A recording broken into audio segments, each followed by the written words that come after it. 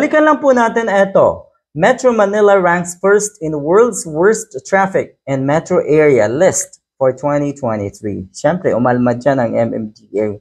Baka daw mali yung data. Baka daw ang kinuha ay during rush hour. Ano yun? Madaling araw dapat naandyan yung nag-conduct na itong study or survey na ito. Kalokohan naman. Di wala talagang traffic noon. Baka daw sa iba kasi na metro cities or metro areas ay hindi naman rush hour kinuha or inobserve yung traffic. Kalokohan, ano? Yung madalas kong sabihin na hindi masolusyonan itong traffic na ito. Alam niyo po kung bakit? Dahil yung mga nakaupo sa MMDA, yung mga yan, hindi nila nararanasan na malate sa kanilang trabaho, na malate sa kanilang appointment dahil sa traffic. So, ibig sabihin, hindi nila alam nila, sige, alam nila na may problema, pero hindi nila kayang solusyonan. Dahil personally, hindi pa nila nararanasan yung ganitong krisis. Siguro pag naranasan na nila, marirealize nila, magkakaroon sila ng realization na oo nga, hindi lang pala balita, hindi lang pala sabi-sabi ng mga kababayan natin, etong ganito katinding problema natin na kuno ay dapat nasolusyonan na noong nakaraang administrasyon dahil nga sa promise. Abay, ang mga netizens ngayon, anong sinasabi?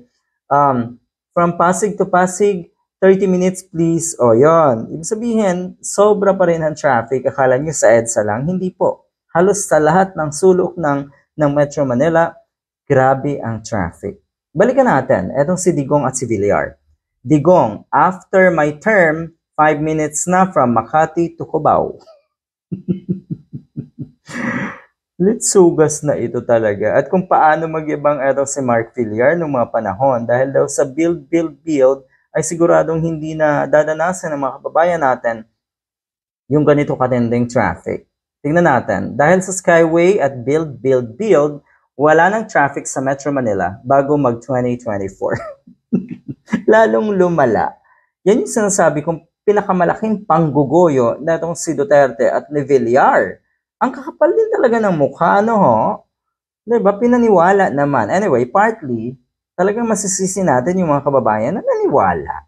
O ayan, kayo ngayon ang nakakaranas dyan. Dahil ako'y wala sa Metro Manila. Kayo ngayon ang sigurado nakakaranas, kayong mga naniwala sa pangako neto si Digong at ni Villar. Good luck.